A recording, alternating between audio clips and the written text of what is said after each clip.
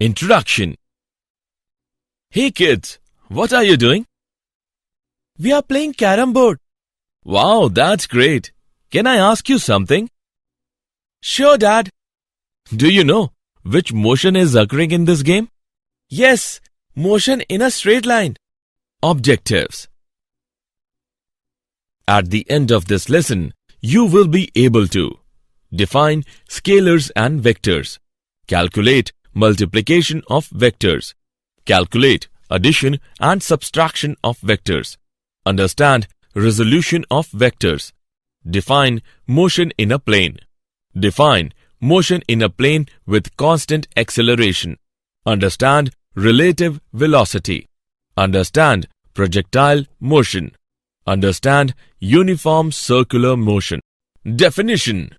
Motion of an object in two dimensions is known as motion in a plane. In our daily life, we can see many activities in which motion is done in two dimensions. For example, an object fired into the air moves in a vertical two-dimensional plane. Scalars and vectors. In physics, quantities are classified in two categories. They are A. Scalar and B. Vector. Scalar. The quantities which can be specified completely by their magnitude alone. For example, work, energy, power, charge, etc. Vector. The quantities which can be specified completely by their magnitude and direction. For example, displacement, velocity, acceleration, force.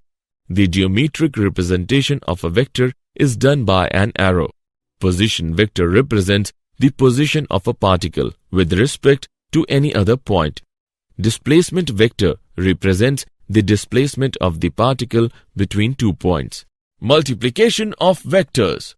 When a vector A is multiplied by a number say n, we obtain a vector V given by V vector is equal to n into A vector. Let's take an example.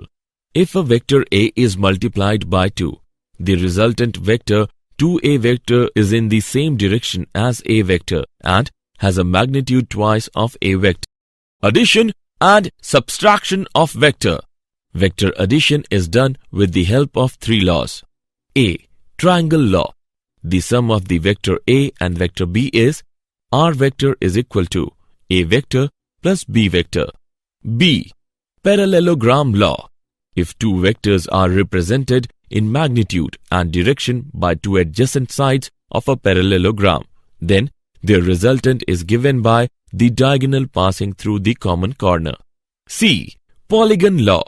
If a number of vectors acting at a point are represented by the sides of a polygon taken in cyclic order, then the closing side of the polygon taken in the opposite order represents their resultant.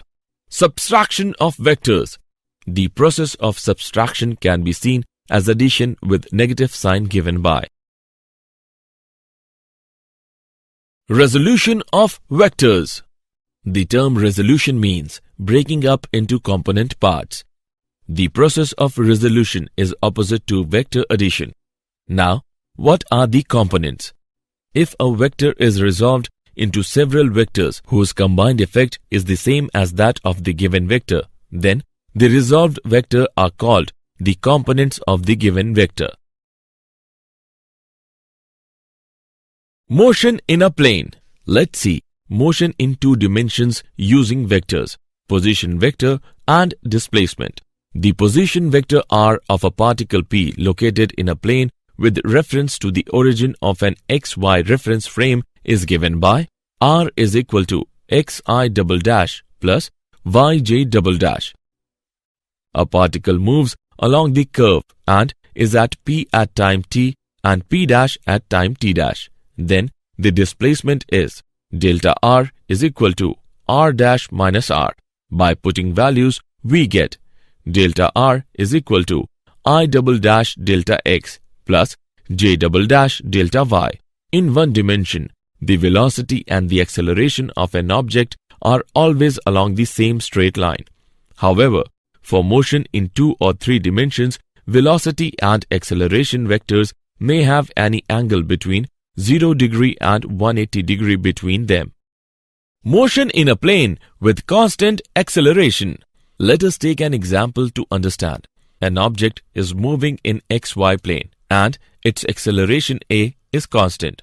Now, let the velocity of the object be nu naught at time t is equal to 0 and nu at time t.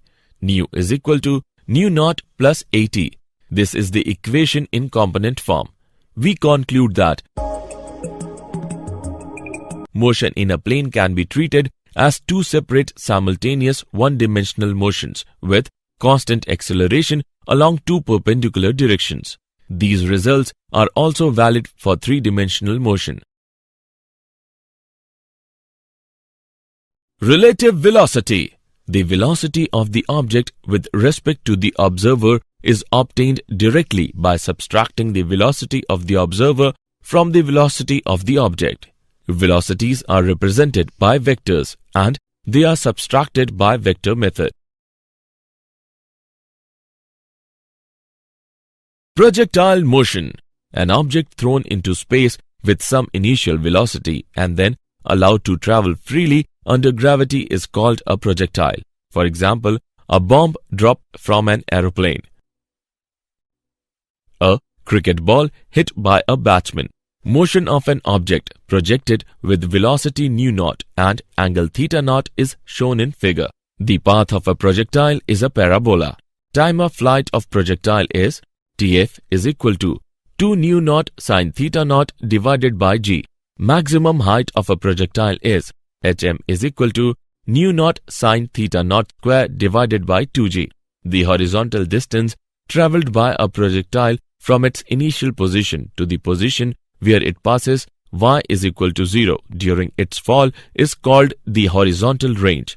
Horizontal range of projectile is given by product of nu naught square and sin 2 theta naught divided by g. Example. Let's take an example of projectile motion. A projectile has a range of 50 meter and reaches a maximum height of 10 meter. What is the elevation of the projectile? Let's see the solution. We know that horizontal range is equal to product of nu square and sin 2 theta divided by g. We derive the relation between height and range is given by h upon r is equal to 1 by 4 tan theta. On calculating this equation, we get the value of theta equals to 38.66 degree. Uniform circular motion. The revolution of an artificial satellite in a circular orbit around the Earth is an example of circular motion. The time taken by the particle to go round the circle once is called the time period of the particle. The number of revolutions made by the particle in 1 second is called the frequency of revolution of the particle. When a particle moves with constant speed in a circle, the velocity is always tangential and has an acceleration which is directed radially inwards. Both velocities and accelerations have constant magnitudes but changing directions. Did you know? The trajectory is a conic section like an ellipse or a parabola. This agrees with the observed orbits of planets and comets to a reasonably good approximation. Although, if a comet passes close to the Sun, then it is also influenced by other forces such as the solar wind and radiation pressure. The kinematic equations for uniform acceleration do not apply to the case of uniform circular motion.